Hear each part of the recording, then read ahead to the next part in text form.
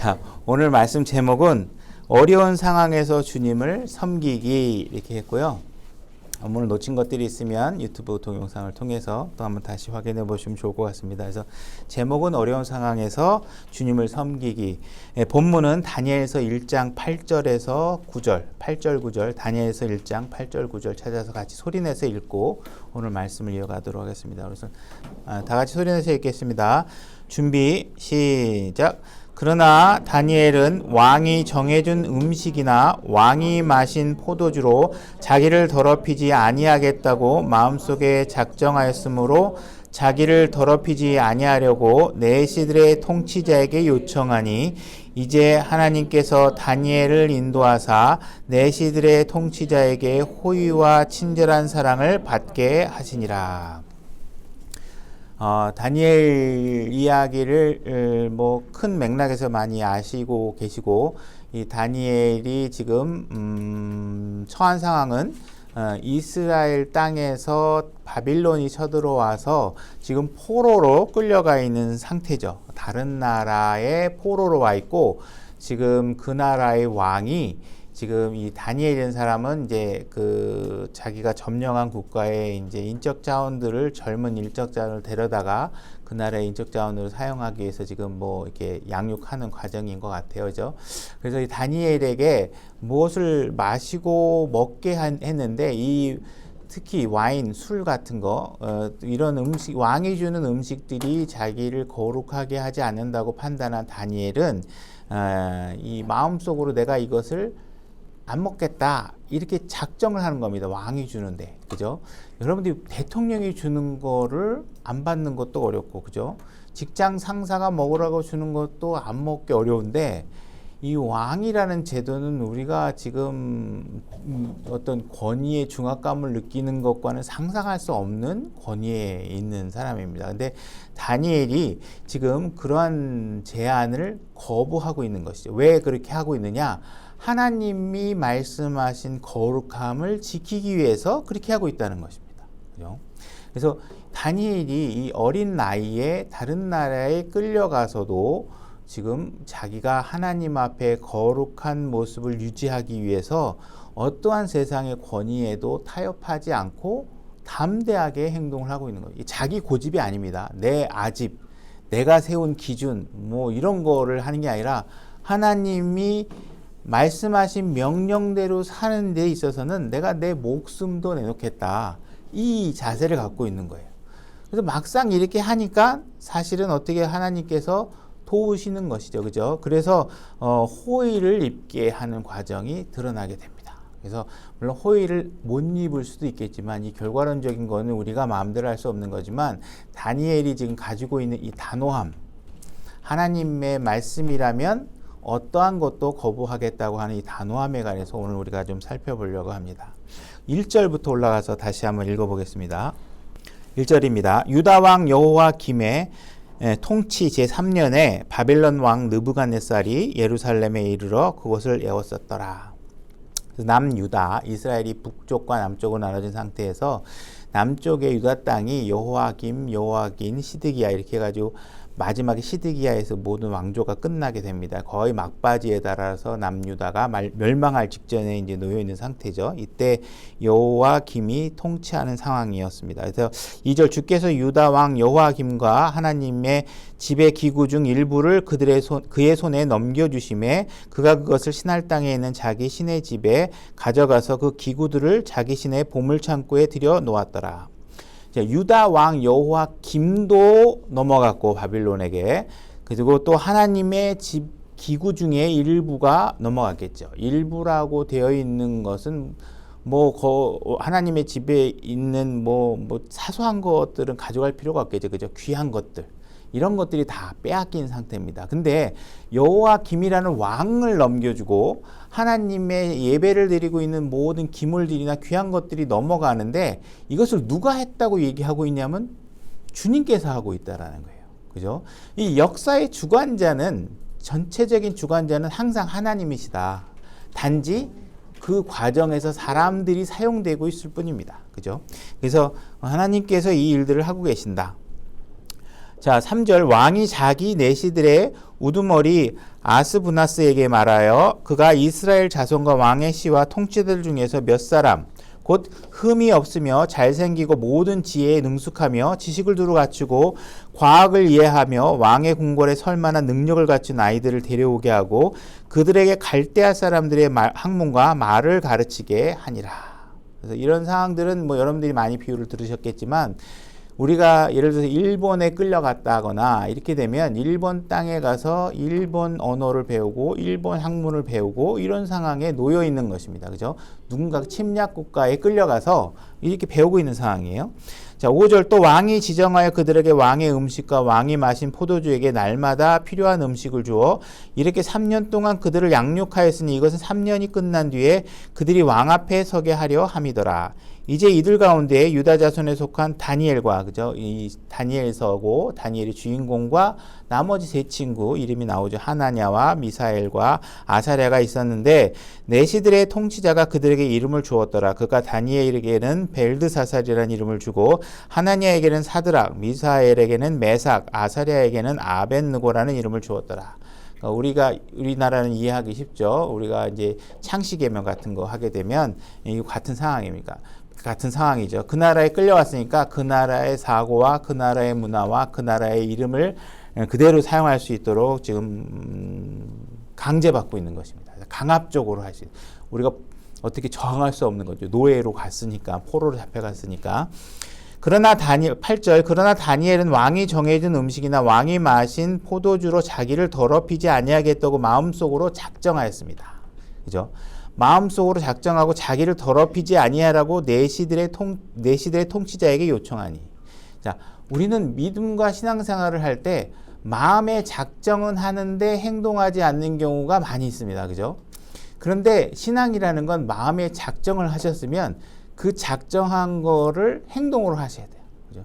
하나님을 위해서 나는 목숨을 바칠 거야. 막 이렇게 마음의 작정을 하고 막 말로는 표시를 하는데 행동은 그거에 안 따른다. 그러면 안 되겠죠. 그죠? 그러니까 다니엘은 실제로 그 어마무시한 작정을 하고 있고 그거를 해결하기 위해서 입을 열어서 잘못하면 죽을 수도 있는 상황이겠죠. 그죠? 뭐 네가 뭔데 지금 왕이 주는 음식을 제대로 먹냐느니 안 먹냐느니 이런 얘기를 할 수 있겠어? 이렇게 잘못하면 그냥 죽는 겁니다. 그죠? 근데 이런 이야기를 하고 있는 것입니다. 9절 그리고 지금 이 다니엘 같은 경우에는 포도주, 왕이 주는 음식, 우리 같은 상황에 그런 상황에 놓여 있으면 웬만큼 어떻게 보면 현실 타협을 할 수도 있겠죠. 하나님, 내가 이거 안 먹을 수는 없지 않겠습니까? 이렇게 얘기할 수 있잖아요. 근데 지금 다니엘의 자세는 뭐냐면 100% 거룩한 거 아니면 그건 죄다. 그죠? 부분적인 순종은 죄다. 이렇게 자세를 갖고 있는 거예요. 완벽하게 하나님께서 하지 말라고 하는 건 내가 무조건 안 한다. 요만한 거, 에이, 그 정도 가지고서 그러면 안 되지. 이게 아니라 그것조차도 난 안 하겠다. 이런 자세를 취하는 거. 완벽한 금욕과 완벽한 거룩함에 참여하겠다. 이런 자세를 마음을 먹고 있는 것입니다. 이제 하나님께서 다니엘을 인도하사 내시들의 통치자에게 호의와 친절한 사랑을 받게 하시니라. 내시들의 통치자가 다니엘에게 이르되 내가 내 주 왕을 두려워하노라. 왕이 너희의 먹을 것과 너희의 마실 것을 지정하셨거늘. 그죠? 왕이 정한 건데 너희 얼굴이 너희 부류에게 속한 아이들보다 못한 것을 그분께서 보아야 할 까닭이 무엇이냐. 이렇게 얘기해요. 지금 이스라엘에서 끌려온 아이들이 많이 있겠죠. 그 다니엘과 세 친구만 있는 게 아닐 거 아니에요. 그죠? 너 다른 애들은 군말 없이 왕이 정해준 거 다 잘 먹고 있는데 너희들만 왜 그러는 거야? 내가 만약에 너희들만 따르게 대해줬다가 나중에 3년 뒤에 왕 앞에 너희 섰을 때 다른 애들은 얼굴이 기름기가 잘 끼고 있는데 너만 잘못되면 내가 지금 목이 달아날 판인데 이게 무슨 얘기를 하고 있는 거야? 이렇게 얘기하고 있는 거죠. 그죠? 이 사람의 제안과 이 내시의 이야기는 굉장히 합리적인 이야기입니다. 그죠? 이 굉장히 논리적이고 합리적인 거예요. 이거를 잘 이해하셔야 돼요. 우리가 세상 사람들이 무슨 이야기를 할 때 굉장히 논리적으로 합리적으로 얘기할 때 우리가 그걸 어떻게 대해야 되느냐. 하나님을 못 믿습니까? 응? 하나님이 어떤 분이신데 막 이렇게 우기시면 안 돼. 그들이 논리적이면 여러분도 최대한 논리적이고 지혜를 가지고 답변하실 수 있으셔야 돼요. 그죠? 그렇게 되면 너희가 왕을 위해 내 머리를 위태롭게 하리로다 하니라. 내가 목이 날아갈 수 있는 상황이다. 11절 그때 다니엘이 멜살 곧 내시들의 통치자가 다니엘과 하나냐와 미사엘과 아사랴를 감독하게 하려고 세운 자에게 이르되 청하오니 당신의 종들을 열흘 동안 시험하사 그들이 우리에게 콩을 주어 먹게 하고 물을 주어 마시게 한 뒤에 당신 앞에 우리의 얼굴과 왕이 정해진 음식을 먹는 아이들의 얼굴을 관찰하게 하시고 당신이 보는 대로 당신의 종들에게 행하소서 하며. 자, 앞으로 3년 뒤에 쓰는데 지금 뭐라고 얘기하고 있냐면 열흘만 달라는 거예요. 열흘만. 그죠? 열흘 동안만 내가 하자는 대로 한번 해보시고 그렇게 해서 판단해 달라는 거예요.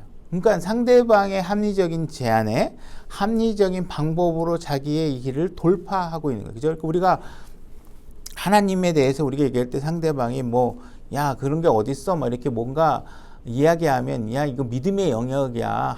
그렇게 하나님을 못 믿어. 이렇게 상대방을 윽박지르고 그냥 논리 없는 주장으로 상대방을 무너뜨리는 게 아니라, 그래? 그러면, 이 다니엘 같은 경우 그런 거겠죠. 내가 하나님 말씀대로 사는 모습을 한번 네가 한번 봐봐. 열흘간만 나 지켜봐봐. 우리가 어떻게 사는지. 내 삶을 통해서 네가 봤을 때, 얘는 다르네? 와, 나보다도 더 힘든 상황에 놓여 있는데, 와, 얘는 나보다 더 얼굴이 반질반질거리고 행복과 기쁨이 넘치네? 거 봐. 그러니까 하나님이 있으면 훨씬 더 좋은 거야. 이것을 여러분들이 입증하실 수 있으셔야 돼요. 그죠? 하나님 왜 안 믿어? 하나님이 얼마나 삶인데, 이렇게 하는 것도 말씀에 전하는 것도 중요하지만, 다니엘처럼 입증해 보일 수 있으셔야 돼요. 여러분들의 삶이 입증하실 수 있어야 돼요. 여러분들의 삶이 내 삶은 그냥 개차반이고 내 삶은 세상 사람들하고 별 사이도 없는데 하나님 믿어봐. 이렇게 얘기하면 야, 네 말대로 하다가 내가 죽을 판인데 그거 어떻게 하겠어? 이런 상황이 나오잖아요. 그죠? 그러니까 이렇게 합리적인 상황을 갈 수 있어야 되는 거예요. 14절 이에 그가 이 일에서 그들의 말에 동의하여 열흘 동안 그들을 실험하더라. 그러니까 상대방이 참 논리적이고 경호 있게 하면요 동의하지 않기 어렵습니다. 그래서 뭔가 이렇게 합리적으로 제안하는 방법을 사고방식을 가지실 수 있어야 돼요. 열흘이 끝났을 때 그들의 얼굴이 왕이 정해진 음식을 먹은 모든 아이들보다 더욱 아름답고 살이 더욱 기름지게 보이니라. 이에 멜살이 그들에게 정해진 음식과 그들이 마실 포도주를 거두어가고 그들에게 콩을 주니라. 콩하고 와인 이것 때문에 목숨 거는 게 제가 지금 이 순간에 이런 거하고 목숨 건다면 여러분들이 얼마나 사람들을 조롱하겠어요. 근데 하나님은 당신의 말씀을 지키기 위해서 이런 거 하나조차도 지키는 걸 굉장히 값지게 생각합니다. 그죠? 여러분들이 생각하기에 듣는 사람은 시끄럽겠지만 자꾸 지겹고 이상하겠지만 사모라는 호칭 같은 거 별거 아니고 에이 그거 갖고 왜 그래? 그렇지만 지금 콩이 뭐가 중요하다고. 지금 왕이 주는데 이거 그냥 넘어가면 큰일을 생각해야지. 큰일을 하나님의 사람으로서 살아남아야지. 와인을 못 먹겠다 그러고 왜 그러는 거야? 이렇게 얘기할 게 아니라 지금 성경은 그런 뉘앙스를 비치는 곳이 없습니다. 그죠? 사소한 거 하나도 지키라는 거예요, 하나님께서. 그러니까 그것이 하나님 말씀과 일치하지 않으면 여러분은 타협하시면 안 돼요. 그럼 이제 우리가 이렇게 읽었는데 이런 상황이 어떻게 일어나는지 이 다니엘이 끌려간 배경을 좀 한번 보려고 하는데 역대하 36장 14절로 가보겠습니다. 역대하 36장 14절 제가 읽겠습니다. 또 제사장들의 우두머리 모든 우두머리들과 백성들도 이교도들의 모든 가증한 일을 본받아. 지금 제사장의 우두머리부터 백성까지 이 이야기는 하여튼 높은 사람부터 아랫사람까지 전부 다 이렇게 뜻입니다. 그죠? 대통령부터 일반 서민까지 이런 표현이에요. 그죠? 모든 사람들이 뭘 하고 있냐? 가증한 일을 본받는다는 거예요. 누구의? 이교도들, 가나안 사람들, 그죠? 바알 섬기는 사람들, 이런 사람들의 행동을 전부 다 따라하고 그걸 본받고 싶어 한다는 거예요. 그죠? 본받아 매우 많이 범법하고 주께서 예루살렘에서 거룩하신 그분의 집을 더럽게 하였더라. 그죠? 교회를 더럽게 하죠. 그죠? 교회를 문화 콘텐츠를 가득 채우고 하나님의 말씀은 사라지고 부흥이라는 목적으로 젊은이들이 즐거워하는 문화를 제공하고 그래서 하나님의 성전이 거룩함은 다 사라지고 하나님의 말씀은 사라지고 그냥 막 컨텐츠와 문화와 음악과 막 이런 공연과 막 이런 것들, 그죠? 요즘 많이 자제되는 것 같아요. 막 교회에서 패션쇼도 하고 막 이렇게 되면 하나님이 뭐라 그러는 거예요? 세상 문화 갖고 다 들어와서 내 성전을 다 더럽히고 있다는 거예요. 더럽히고 있다. 15절 또 주의 하나님 주 그들의 조상들의 하나님께서 자신의 백성과 자신의 거처를 불쌍히 여기셨으므로 자신의 사자들을 통해 그들에게 말씀을 보내고 늦기 전에 일어나 보내셨느니라. 그래도 하나님은 어떠셔요? 불쌍히 여기시는 분이에요. 하나님은. 우리가 죄를 지면 못된 놈. 아담이 죄를 지고 숨으면 아담 너 어디 있어? 이런 게 아니라 아담아 어디냐, 그죠? 여러분들이 죄를 지면 혼내고 그게 문제가 아니고 불쌍히 여기시는 거예요. 제발 그대로 가면 안 돼, 그죠? 불쌍히 여기셔서 어떻게 해요? 대언자를 보내고 하나님의 일꾼을 보내고 여기 사자라고 돼 있죠. 메신저를 보내가지고 늦기 전에 영어로 be time, 영어 비동사 be와 시간이라는 time이라는 동사를 묶어서 하나의 단어로 성경에 되어 있는데 시간 있을 때마다 반복해서 계속해서 하나님께서 그렇게 하면 안 돼. 제발 그렇게 하지 마. 성적으로 타락하지 마. 하나님의 성전 무시하지 마. 그거 더럽히면 안 돼. 이 이야기를 계속하는 거예요. be time, 늦기 전에라고 잘 번역되어 있지만 이 말은 뭐예요? 늦는 순간이 생긴다는 거예요. 그 어느 경계선이 지나가면 늦어버려. 그럼 늦으면 어떻게 돼요? 기회가 없어. 하나님의 긍휼, 하나님의 은혜, 이것이 혜택 대상이 안 되는. 그러니까 어떻게 돼? 늦기 전에. 여러분들이 구원받는 문제도 뭐예요? 늦기 전에. 여러분들이 보상받는 문제도 뭐예요? 그리스도의 심판석 앞에 여러분들이 심판받아서 여러분들이 어떤 보상을 받은 거에 관한 문제도 어떻게 해요? 늦기 전에. 그죠? 늦기 전에. 지금 하셔야 된다는 거예요. 16절 그들이 하나님의 사자들을 조롱하고 그분의 말씀을 멸시하며 그분의 대언자들을 학대하여 마침내 주께서 자신의 백성을 향해 진노와 구제할 길이 없게 되었더라. 자, 계속 조롱하는데 또 보내고 조롱하는데 또 보내고 하나님 말씀 무시하는데 또 보내고 늦기 전에 하라고 했는데 이들이 어떻게 됐어요? 결국은 하나님의 인내의 한계를 느끼게 하시고 하나님이 더 이상 기회를 줄 수 없는 상태까지 된 것이죠. 그래서 어떻게 돼요?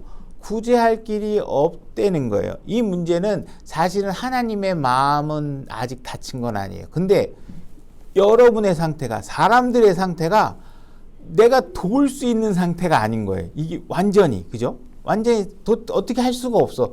예를 들어서 여러분들이 계속 술을 마시고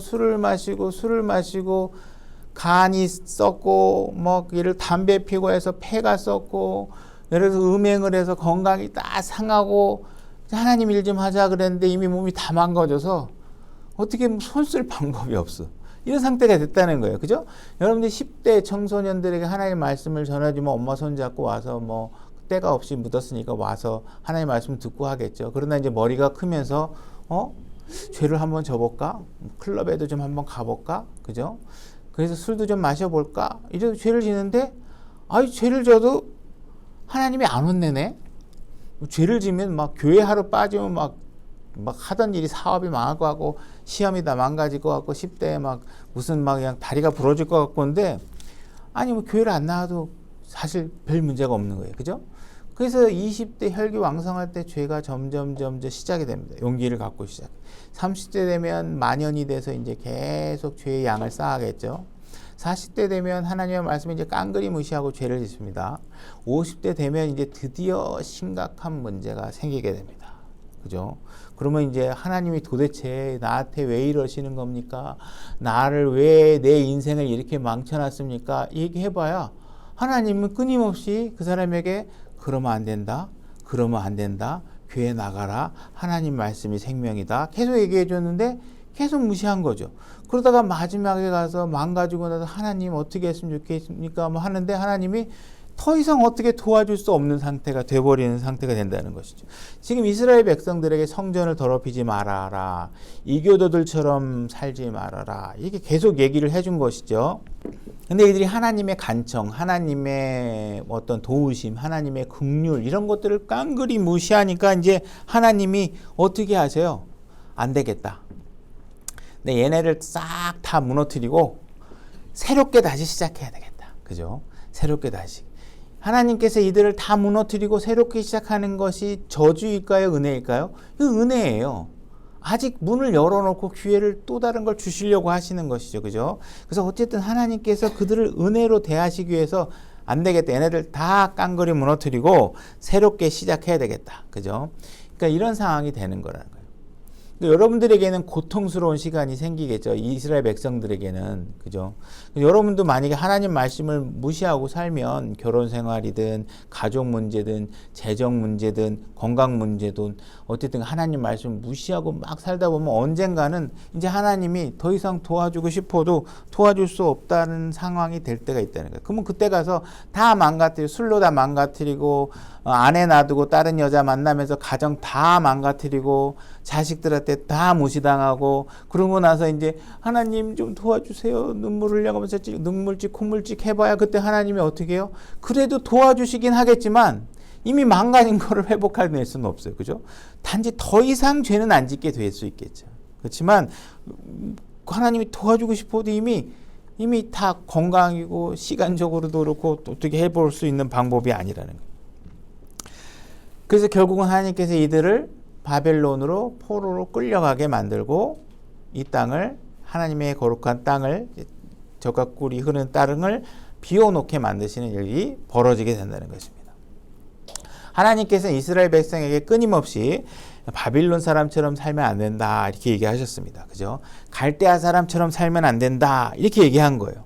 근데 이 사람들이 자꾸 그들처럼 살고 싶어 하는 거예요. 그러니까 하나님께서 어떻게 해요? 네가 그렇게 갈대아 사람처럼 살고 싶고 바빌론처럼 살고 싶어? 그러면 내가 바빌론으로 가게 해줄게. 갈대아 사람들하고 섞여서 살 수 있게 해줄게. 이렇게 하시는 거예요. 지금 이 이스라엘 사람들에게 일어난 건 뭐냐면 이스라엘 사람들은 바빌론 문화를 동경한 거예요. 바빌론 사람들의 문화를 너무 좋아한 거예요. 그들의 죄를 탐닉한 거예요. 그리고 하나님의 성전 안에 그들의 죄까지 다 갖고 들어온 거예요. 그러니까 하나님이 어떻게 해요? 안 되겠다. 너 그냥 바빌론으로 들어가라. 하고 보내시는 거예요. 여러분들이 세상이 너무 좋아요. 마귀가 너무 좋아요. 마귀가 속삭이는 죄들이 너무 좋아요. 그럼 하나님이 어떻게 어느 순간인가는 반복해서 경고하지만 어느 순간에 어떻게 그래? 그러면 마귀한테 내가 가게 해줄게. 마귀한테 가. 죄를 더 이상 짓는 일에 대해서 내가 더 이상 못 짓도록 그렇게 막고 하는 일 나 이제 더 안 할게. 가. 죄를 져. 그죠? 분명히 세상으로 가면 거기에 눈물과 고통과 뼈저림의 아픔이 있을 텐데 그게 네가 정말 좋다면 가라는 거예요. 근데 사람들이 이렇게 결과론적인 것만 가지고서 하나님이 너무 잔인하다. 그런데 하나님이 그 전에 보여주신 모든 은혜와 긍휼과 불쌍히 여기심과 그들의 경고하신 이런 모든 것들을 사람들은 잘 이해 못하고 결과론적인 것만 갖고 하나님을 잔인하다, 너무하다 이렇게 얘기할 수 있을지 모르겠지만 우리가 그 내용을 잘 이해해 보면 하나님이 문제가 아니구나. 이스라엘이 문제구나. 오히려 이들을 망하게 하시고 다시 시작하게 하시는 것이 오히려 더 감사한 일이구나 하는 것을 알게 된다는 거예요. 결국은 우리가 하나님의 말씀을 거부하고 살게 되면 나중에 결국은 큰 문제가 생긴다는 거예요. 그들이 죄를 질 때마다 저주가 오고 고난이 오고 고통이 오고 그러는 게 아니니까 죄를 질 때는 그걸 모르는 거예요. 그죠? 별 문제 없네. 근데 하나님은 다 정확하게 계산하고 계시는 거예요. 이제 더 이상 여지가 없다. 그럼 그때는 어떻게 돼요? 여러분들이 했던 모든 것을 그대로 일어난 분 숫자 1 하나 빠짐없이 그대로 여러분들이 다 대가를 치르셔야 되는 상황이 벌어지는 거예요. 그러니까 여러분들이 뭔가 세상을 흠모하거나 이렇게 되면 여러분들이 좋을 것 같지만 결국은 그들이 흠모하는 건 그대로 아직 하나님이 붙들어 주시는 동안에는 잠깐 세상을 흠모하는 것이 큰 문제가 없어 보여. 왜? 그래도 하나님이 붙잡아 주니까 망하지 않게. 근데 어느 순간 하나님께서 그 손을 탁 푸시고 가라 그렇게 가고 싶어. 그러면 이제 그때는 이게 다르구나 입장이. 이 상황이 다르구나. 그죠? 지금 이들이 바벨론으로 그랬을 때 어떻게 되겠어요? 정말 바벨론으로 가면 이들에게 즐거움과 행복이 있을까요? 안 그래요. 그 끔찍한 일이 벌어지는 거예요.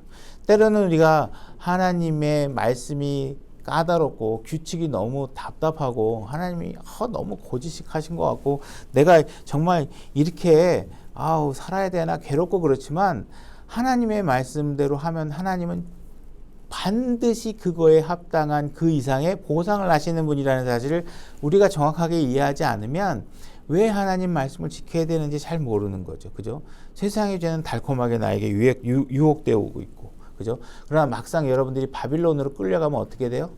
바벨론 왕이 시키는 대로 먹어야 되고요. 바벨론 왕이 시키는 대로 입어야 되고요. 바벨론 왕이 시키는 대로 자고 어떤 걸 그 사람들이 시키는 대로 다 입고 다 해야 돼요. 그럼 그때 가면 하나님이 주시는 풍요로운 자유와 그것이 그 당시에는 쟤네들이 입는 옷이 너무 좋아 보이고 그들이 하는 행동들이 너무 좋아 보이지만 막상 거기에 가면 어떻게 돼요? 그건 노예가 되는 거예요. 여러분들의 의지는 다 사라져요. 왕이 주면 주는 대로 하죠. 세상의 왕이 여러분들이 죄를 지면 내 마음대로 지은 것 같지만 노예가 돼서 짓는 거예요. 거부할 수 없어서 짓는 거예요. 그죠? 17절 역대하 36장 17절 그러므로 그분께서 갈대아 사람들의 왕을 그들에게 데려오심에 그가 그들의 성소가 있는 집에서 칼로 그들의 청년들을 죽이며 청년이나 처녀나 나이든 자나 나이 들어 등이 굽거나 굽은 자나 불쌍히 여기지 아니하셨더라. 그분께서 그들을 다 그의 손에 주시고. 자, 성소에 들어가면 유대인들끼리 살 때는 어떻게 했어요? 성소나 그죠? 도피처나 이런 데 들어가면 유대인들은 그들을 죽이질 수가 없었어요. 그죠?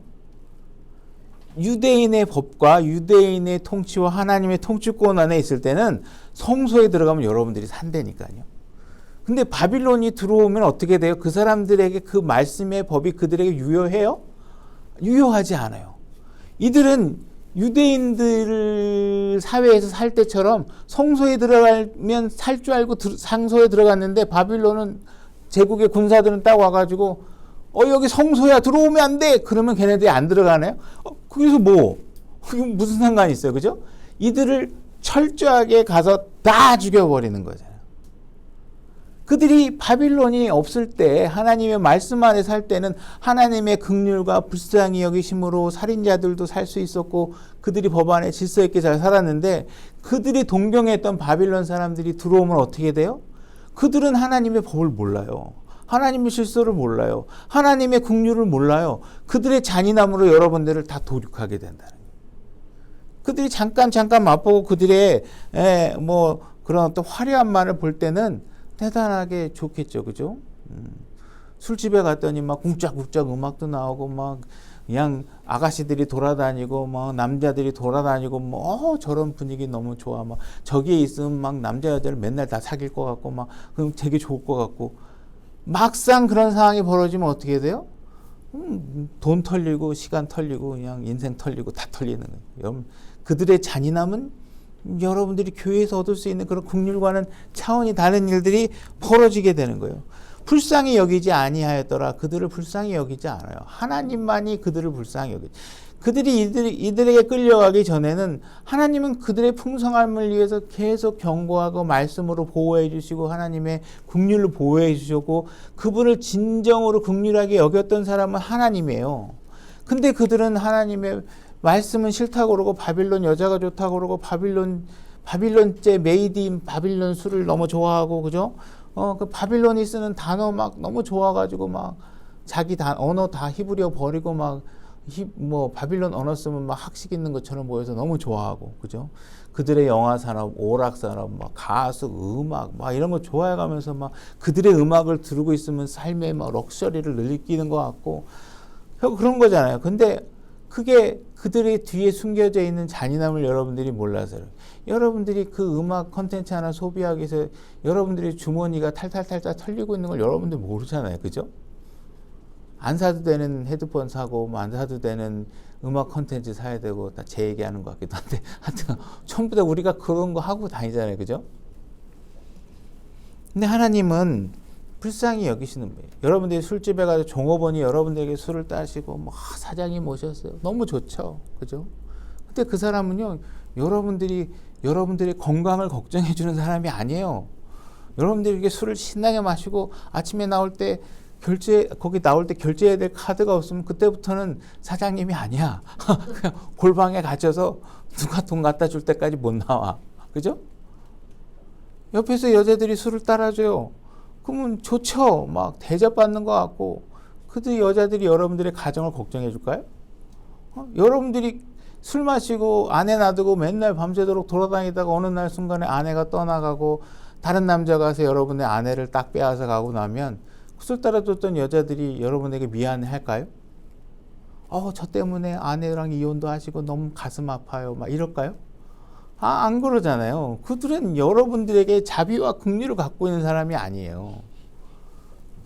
하나님만이 여러분들에게 자비와 긍휼을 갖고 여러분들의 안정적인 가정을 위해서 말씀으로 보호하시고 하지 말라고 금하시는 것들도 만들어 놓으시고 아내를 위해서 최선을 다해서 행복하게 만들어 주라고 노력하고 있고 아내의 기쁨을 위해서 노력하라고 만들어 주고 있는데 여러분들이 나가도 딴 여자의 기쁨을 위해서 돈 팡팡 쓰고 뭐 이러고 있으면 그때는 좋지만 그들은 여러분들의 가정을 걱정해 주는 사람이 아니라는 거예요. 여러분들이 볼 때는 저들이 막 신나게 노는데 속하고 싶고 그들과 같이 어울리고 싶고 하지만 그들은 여러분들을 잔인하게 무너뜨릴 거라는 것이죠. 그죠? 목사님의 설교가 교회에서 여기 설교가 막 답답하죠. 그죠? 막 도대체 시대를 못 읽는 것 같고 혼전 순결을 지키라고 그러고 성경이 혼전 순결을 얘기하고 있다. 아내가 아닌 다른 여자하고 절대로 만나지 말라고 그러고 그죠? 이런 이야기를 가르치면 저 목사님 말이야 시대도 모르고 막 너무 답답한 얘기 아니야? 막 이렇게 얘기할지 모르겠지만 그냥 하나님의 이런 법과 규제들이 사실은 여러분들의 유익을 위해서 있다는 거예요. 그거를 여러분들이 알지 않으면 하나님의 말씀이 여러분들을 괴롭히는 거라고 생각을 하게 된다니까요. 근데 여러분들의 가정을 지키는 방법은 하나님 말씀대로 하는 거예요. 그죠? 남의 여자 만나지 말고 내 여자를 행복을 위해서 사는 게 행복인 거지. 잠깐의 쾌락을 위해서 여러분들이 다른 데 한눈 팔고 다른 남자한테 한눈 팔고 다른 여자한테 한눈 팔으면 어떻게 해요? 그냥 네 아내 별로 중요하지 않다는 거지? 그럼 마귀가 그냥 싹 그냥 다른 남자 보내가지고 덜커덕 여러분의 아내를 빼앗아 가게 만든다니까요. 그 하나님 말씀이에요. 그러니까 여러분들이 잘 이해하시라는 거예요. 18절 또 큰 것이든 작은 것이든 하나님의 집의 모든 기구와 주의 집의 보물과 왕과 그 통치자들의 보물을 그에게 주시니 그가 이 모든 것을 바빌론으로 가져갔더라. 지금 이 솔로몬의 성전에서 갖고 있었던 많은 금 집기들, 그죠? 세숫대야 벽, 무슨 뭐 촛대서부터 해가지고 금으로 된 것들이 굉장히 많죠. 그래서 특히 솔로몬의 성전은 또 벽까지도 그렇고 굉장히 화려하게 만들어놨어요. 구약에는 눈에 보이는 왕국을 눈에 보이는 왕이 통치하고 있고 실질적으로 하나님의 드러나심이 눈에 보이는 형태로 다른 제국들 사이에 그들의 신들의 전쟁이 벌어지는 거예요. 그죠? 어떤 전쟁이 벌어지면 이건 거의 사실 신들의 전쟁이에요. 저쪽 신과 이스라엘 신의 전장과 마찬가지인 거예요. 그래서 그 당시엔 하나님께서 허락하셨어요. 이스라엘 성전을 거대하게 화려하게 짓게 하셔서 이스라엘의 하나님이 다른 이방 국가의 하나님보다 훨씬 위대하신 분이라는 사실을 건물로 드러낼 수 있도록 하나님이 허락하셨어요. 근데 신약은 아니에요. 여러분들이 신약을 그와 같이 동일하게 생각해서 신약 교회의 축복은 목사님이 어떤 멋있는 차를 타고 다니는지, 목사님이 어떤 값비싼 목걸이와 뭐 반지와 무슨 뭐 그냥 시계를 차고 다니는지 이런 거하고 상관없어요. 그거는 거는 교회의 물질적인 화려함이 예배가 아니에요. 우리 영적인 축복이란 말이에요. 그죠? 근데 구약에는 그런 것들이 허락돼 있었던 거예요. 그래서 이런 구약적인 상황과 신약적인 상황을 혼돈하시면 안 돼요. 그래서 그 당시에는 하나님께서 그 성전의 화려함을 통해서 하나님의 우월하심을 드러내게 하셨는데 이들이 하나님을 제대로 섬기지 않는 거예요. 그러니까 어떻게 하시는 게 하나님이 야, 그 내가 다 허락해놨더니 니들이 그거 갖고 하나님 섬기는 일을 안 할 거면 그럼 니네 나라에 있어야 될 필요가 없겠구나. 니들이 좋아했던 바빌론 그냥 다 가져가게 해. 그 바빌론으로 다 빼앗기게 만드는 거예요. 만약에 여러분들에게 하나님께서 그래도 글을 읽을 수 있는 능력을 주셨고 어떤 사람에게는 하나님을 찬양할 수 있는 능력도 주셨고 때로는 어떤 사람에게는 영어를 그래도 좀 배울 수 있는 환경이 되어서 영어 킹제임스 성경을 그래도 한글이 아닌 영어로 그대로 볼 수 있는 능력도 주셨는데 여러분들이 하나님께서 여러분들에게 주신 이런 재능들을 하나님을 위해서 사용하지 않아. 그럼 하나님이 나중에 어떻게 하시겠어요? 그거 너 필요 없는 것 같은데? 그럼 어떻게 해요? 그거 다른 사람에게 그냥 다 주자. 아니면 네가 쓰는 제조 그냥 네 통자에 있지 못하고 다른 사람의 통자에 그냥 넘겨주자. 그래서 여러분들이 갖고 있는 재능을 그냥 다른 신을 위해서 섬기게 하거나 하나님의 쓸모없다고 생각해서 버리게 만드시게 되면 그땐 여러분들이 후회해도 소용없죠. 여러분들이 건강할 때 그래도 주님을 섬기고 여러분들이 경제적으로 무언가 있을 때 하나님을 위해서 무언가 드릴 수 있을 수 있을 텐데 여러분들이 그런 걸 다 하고 싶지 않다. 그러면 내가 준 재물 다 내놔. 내가 준 재능 다 내놔. 다 보니까 세상, 내가 준 돈을 가지고 세상 신을 섬기는 데 쓰고 있고, 세상과 즐기는 데 쓰고 있고, 그죠? 내가 책 읽고 성경 읽을 수 있는 능력 줬는데, 다른 영화나 타락한 드라마나 맨날 보고 있고, 바람난 여자, 내 남편이 진정한 나의 소울메이트가 아니었어요. 그럼 이런 이상한 영화만 막 자꾸 보게 만들고 그러면, 하나님께서 여러분의 재능들을 뺏어갈 수 있다라는 거예요. 19절 또 그들이 하나님의 집을 불태우며 예루살렘 성벽을 헐고 그곳의 모든 궁궐을 불태우며 그곳의 모든 좋은 그릇들을 부수고 또 칼에서 또한 피한 자들을 그가 바벨론으로 사로잡아가매 그들이 거기서 페르시아 왕국이 통치할 때까지 그와 그의 아들들의 종이 되더라. 지금 모든 것들이 다 성전도 부서지고 있고 그죠? 지금 다니엘이 그 포로로 끌려갈 때 뒤돌아보면 상황이 어떻겠어요? 막 집이 불타고 있고 거리에는 시체가 가득하고 있고 그죠? 성전에서 불이 나고 있고 다 집기가 타고 있고 막 이런 것들 다 침략자들이 와서 하나님의 예배에 쓰이는 집기들을 다 훔쳐가고 있는 것들을 보고 있는데 여기서 보면 뭐라고 얘기하면 페르시아 왕국이 통치할 때까지 이렇게 하나님께서 하고 있어요. 그러니까 바빌론이라는 제국이 영원한 건가요? 안 한 건가요? 영원하지 않죠. 그죠?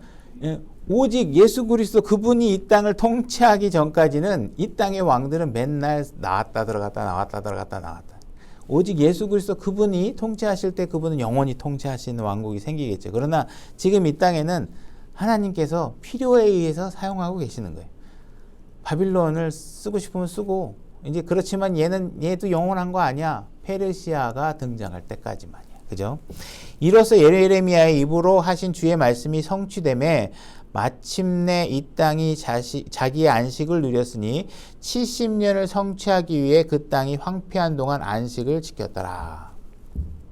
좀 이따 이제 얘기도 하겠지만 지금 하나님께서 이들이 땅을 안식해야 되는 그 규칙을 지키지 않았기 때문에 하나님께서 이 땅을 안식시켜야 되겠다 이렇게 얘기하고 있고 이 이야기는 하나님께서 예레미야와 다른 선지자들과 대언자들을 통해서 이미 누누이 예언하시고 대언하시고 했던 내용들이에요. 이게 갑자기 뜬금없이 생긴 일이 아니라 이런 일이 생길 거야.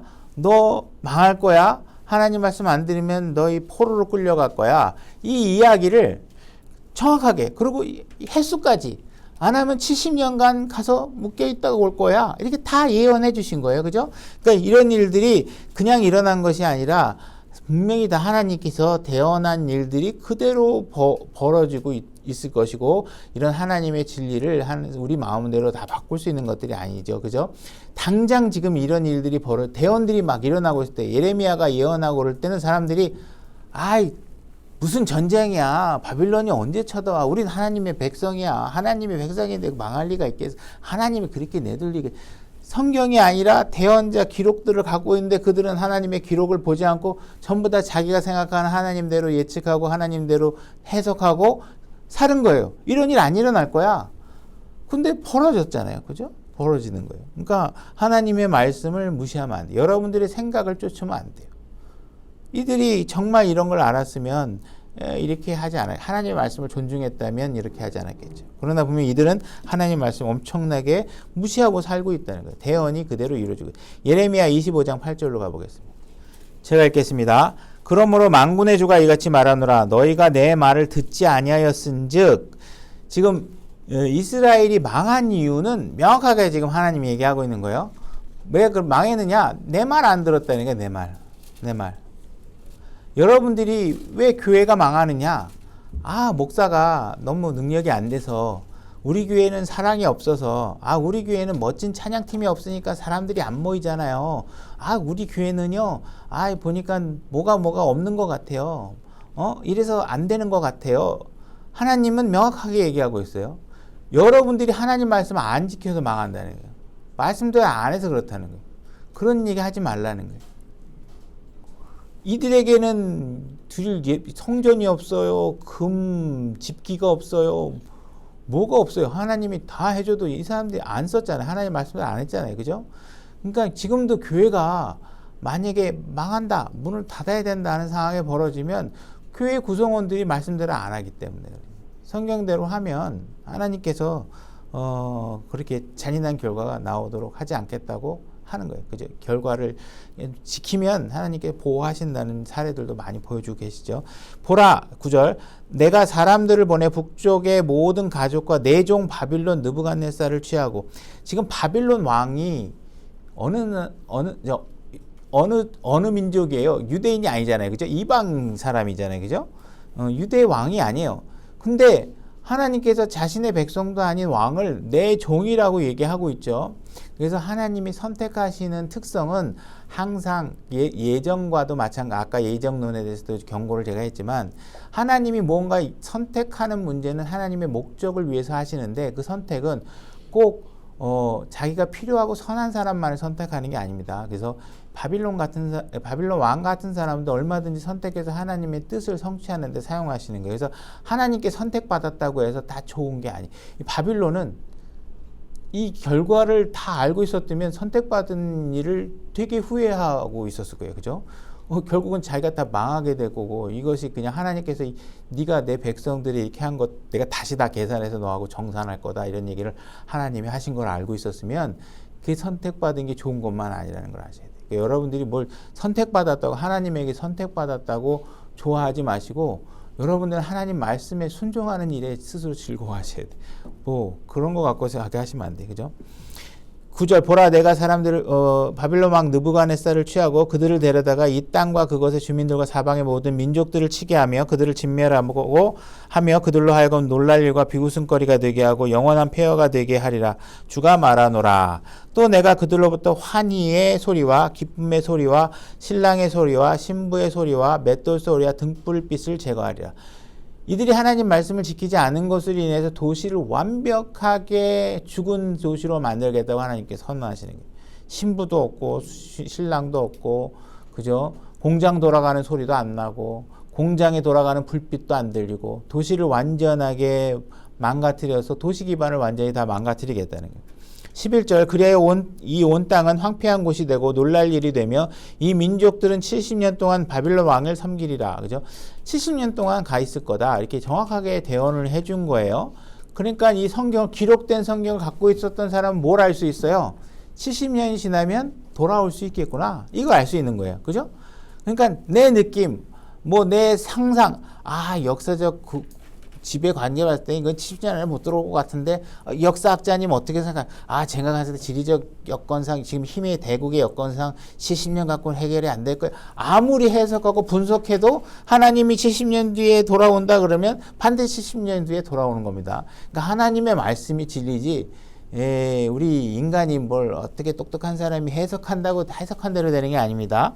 70년이 찰 때에 내가 바빌론 왕과 그 민족과 갈대아 사람들의 땅을 그들의 불법으로 말미암아 벌하여 영원한 폐허가 되게 하리라. 이게 이렇게 나면 바빌론 왕을 완전히 다시 불법으로 인해서 쳐서 폐허가 되게 만들어 버리겠다는 거예요. 그러니까 만약에 이 내용을 알았으면 선택받은 걸 좋아할 리가 없겠죠. 또 내가 이 땅을 향해 선언한 내 모든 말, 곧 예레미야가 모든 민족들을 향해 대언하고 이 책에 기록된 모든 것들을 그 땅에 가져오리라. 그래서 하나님께서 모든 일에 대해서는 대언하시고 경고하시고 경고한 대로 이루어지신다. 여기서 이제 안식일을 이들이 70년에 해당하는 숫자만큼을 안 지켰기 때문에 이 땅을 지금 70년간 비우시게 되는데, 이들에게는 안식일이라는 제도가 있는데 일주일에 한 번씩 안식일이라는 제도가 있죠. 그건 오늘날에 해당하면 토요일에 해당합니다. 토요일이 안식일이에요. 우리는 토요일 날 안식일 날 예배를 드리는 게 아니라 예수님께서 부활하신 일요일 주의 첫날 예배를 드리고 있죠. 그러니까 오늘날 우리는 이 안식일과는 상관이 없습니다. 그리고 이들에게는 그런 안식일만 있었던 게 아니라 7년째가 되면 땅을 휴식시키는 안식일이 있었어요. 그래서 7년이 되면 땅을 놀려야 돼. 하나님께 놀리게. 이게 경작하지 말아라 이렇게 했어요. 근데 이들이 그걸 말씀대로 안 하고 7년에 한 번씩 쉬는 걸 안 쉬고 계속 농사를 졌어요. 근데 그 횟수를 하나님께서 다 계산하셨는데 70년에 해당한대.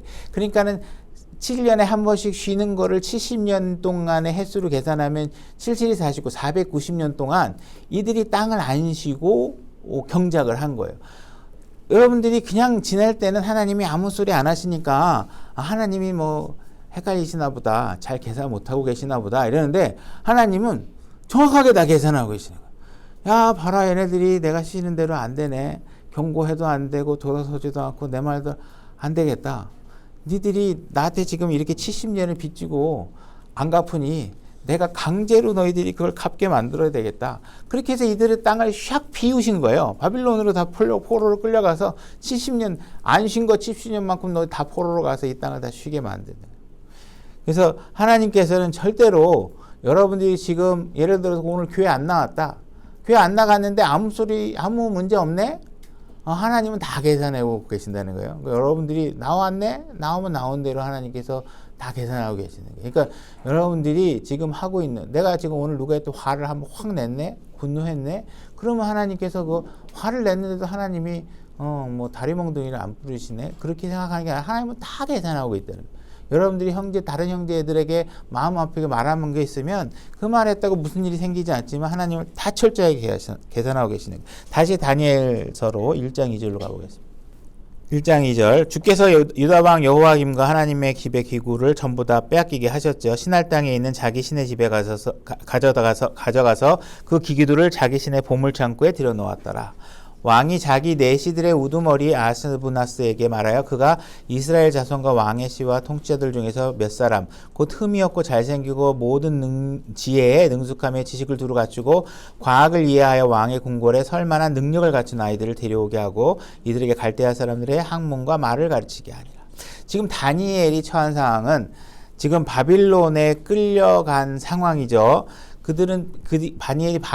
다니엘이 그곳에 끌려갔을 때는 그는 이미 자기 나라도 빼앗기고 자기 부모도 아마 거의 살해됐을 가능성이 높고, 그 다음에 지금 자기가 갖고 있는 종교도 빼앗기는 상황이에요. 마음대로 예배 드릴 수 없는 상황이에요. 그죠? 그들의 종교에 둘러싸여 있는 상황. 그리고 지금 자기의 이름도 빼앗겨 있는 상황이에요. 만약에 여러분들 중에 이렇게 부모가 죽고 나라가 사라지고 전쟁이 나서 다른 나라에 끌려가는 상황이 벌어졌다. 그죠? 만약에 여러분들의 이것들 중에 한 가지만 여러분들에게 일어나면 여러분들은 어떻게 했어요? 다니엘이 겪은 여러 가지 중에 한 가지만 여러분들에게 일어나면 여러분들은 하나님에 대한 믿음을 확고히 가질 수 있으시겠어요? 아마 우리 모두 전부 다 이런 거 우리가 하나만 벌어져도 하나님 도대체 하나님 뭐 하시는 겁니까? 하나님 원망하고 엄청나게 막 그러지 않았을까요? 근데 지금 다니엘은 이 어마어마한 그런 고난과 빼앗김과 모든 걸 다 박탈된 상황에서 지금 다니엘이 취한 행동은 뭐예요? 나 하나님을 거룩하게 하지 못하는 일이라면 내가 콩도 마음대로 안 먹을 거고 와인도 포도주도 마음대로 안 먹을 거야. 이 스탠스를 지금 취하고 있는 거예요. 다니엘서 1장에 처음에. 이 다니엘은 지금 포로로 끌려와서 남의 나라에 왔는데 지금 자기 부모를 죽인 왕이 먹으라고 하는 일에 대해서 내가 이거 안 먹겠다 얘기하고 있는데 하나님에 대한 원망이 하나도 없는 거예요. 그죠? 철저하게 자기 언어도 마음대로 못 써. 그죠? 지금 다니엘의 입장에서는 왕의 넷이 궁 안에 들어갔기 때문에 마음대로 결혼도 못 할 거고. 그죠? 내가 지금 이 땅에 지금 와가지고 70년을 예레미야가 얘기한 걸 다니엘은 지금 알고 있단 말이에요.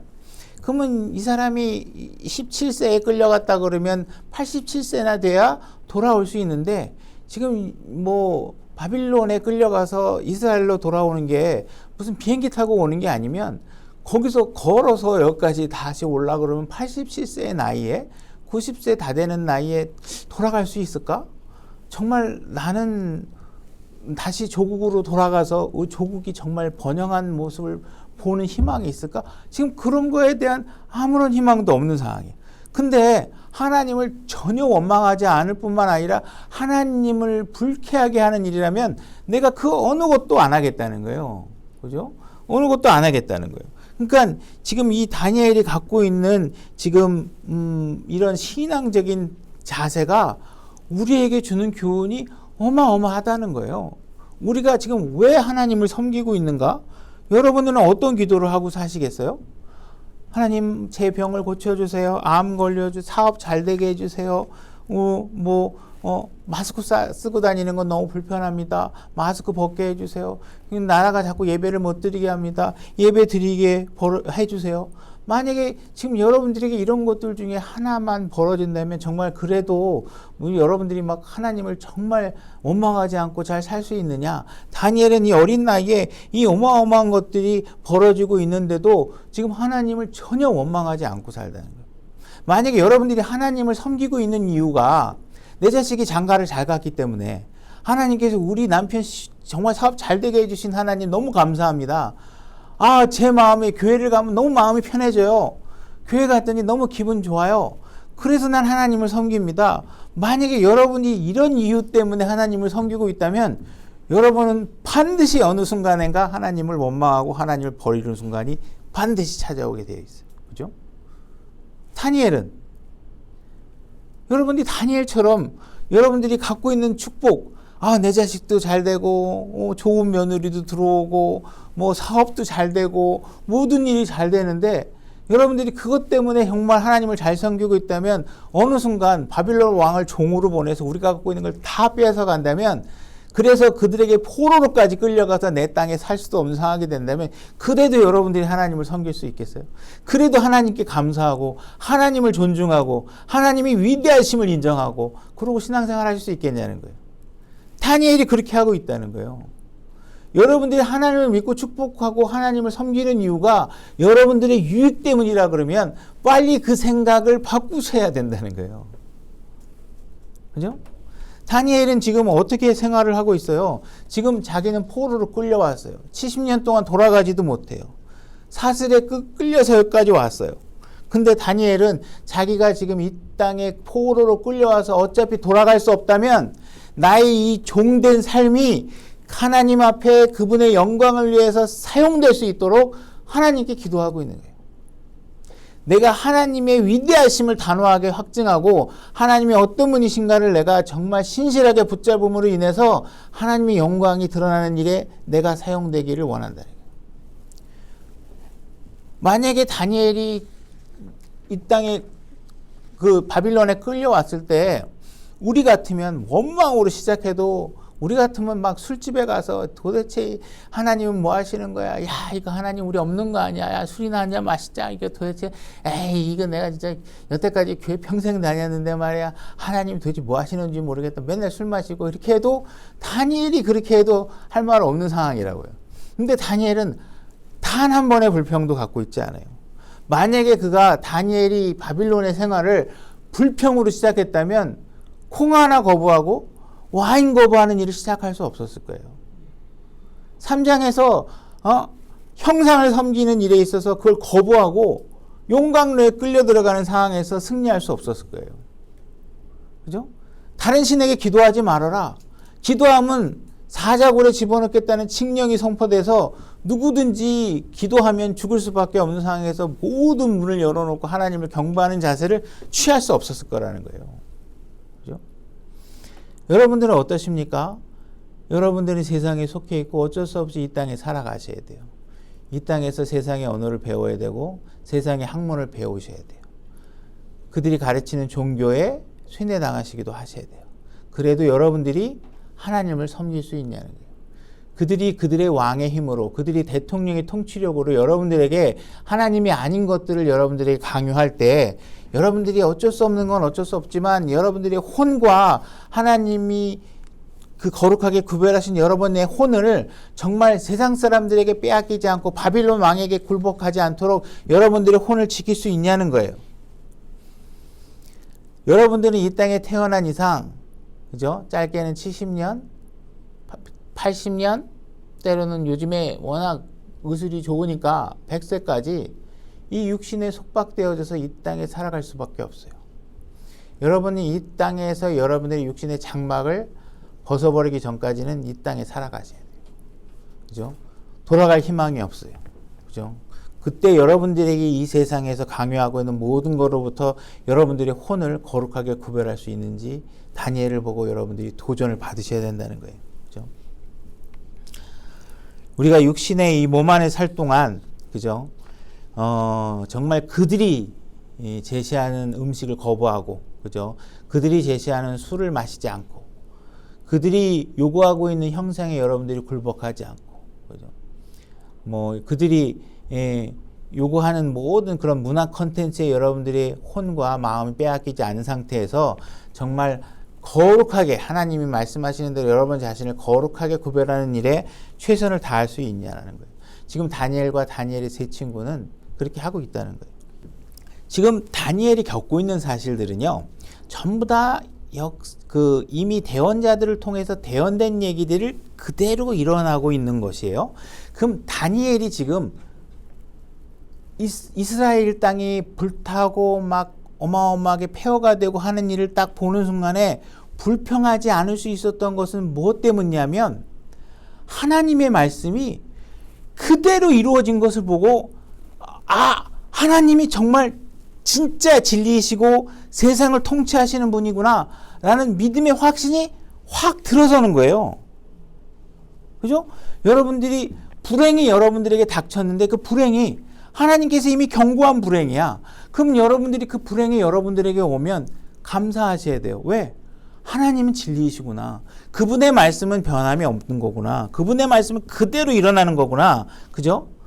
그러니까 그들은 지금 자신에게 나가온 불행을 겪으면서 하나님의 말씀이 대단하고, 다니엘이 붙든 건 뭐예요? 기록된 말씀을 붙잡고 있는 거예요. 자기에게 일어나는 불행, 자기에게 일어나고 있는 고통, 하나님이 지금 보여주고 있는 모든 고난 속에 자기의 믿음을 버리는 게 아니라 하나님의 말씀이 기록된 그대로 일어나고 있다는 사실들을 붙잡고 하나님의 말씀이 더 강력하게 믿음으로 자기에게 다가오는 것을 확신하고 있는 거예요.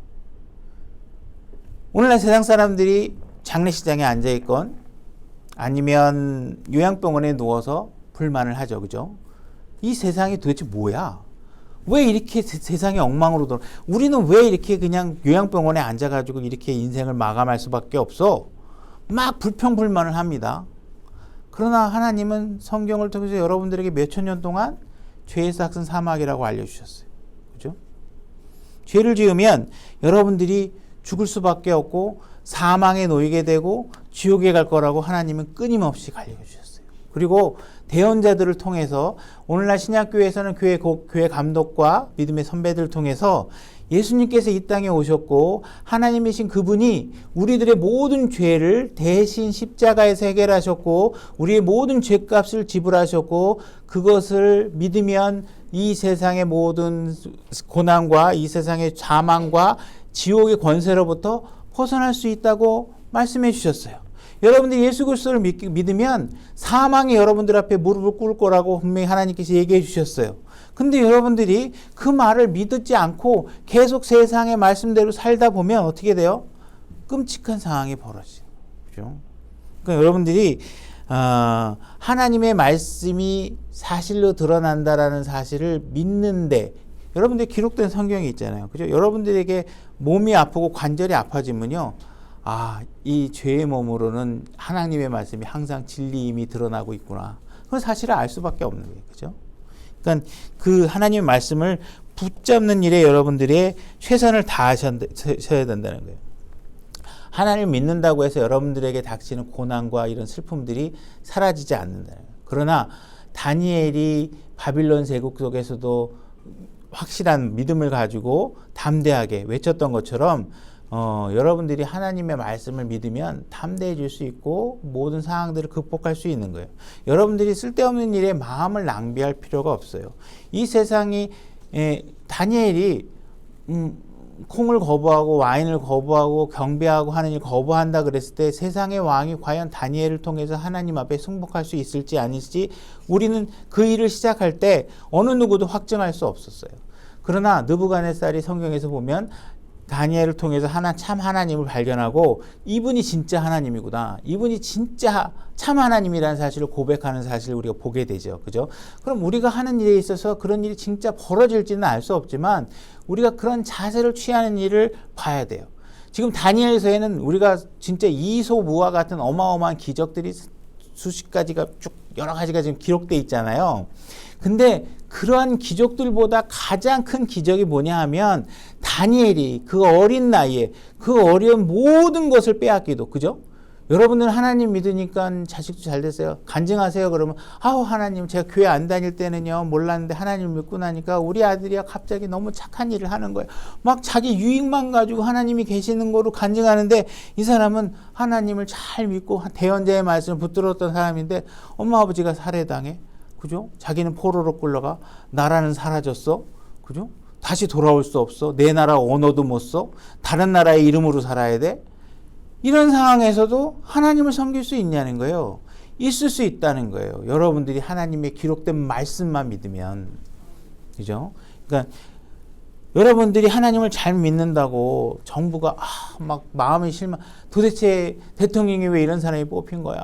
왜 이 나라가 이렇게 된 거야? 왜 우리가 지지하는 당이 안 되는 거야? 왜 국가에서 부동산 정책을 이렇게 하는 거야? 이런 일에 막 상처받아갖고 하나님이 없나 봐. 진짜 나 지금 너무 짜증나. 도대체 하나님 계시면 내가 지지하는 사람이 대통령이 되게 해주세요. 이런 거 하지 말라는 거예요. 성경에 어디 그런 데 마음을 두라고 돼 있냐는 거예요. 그들이 어떠한 이야기를 하든 예배를 못 드리게 하든 어떠한 핍박에 가까워와도 여러분들이 다른 건 여러분들이 통제할 수 있는 범위 밖이에요. 그런 거 할 수 없어요. 그러나 여러분들이 통제할 수 있는 게 있어요. 뭐예요? 여러분 자신의 혼이라는 거예요.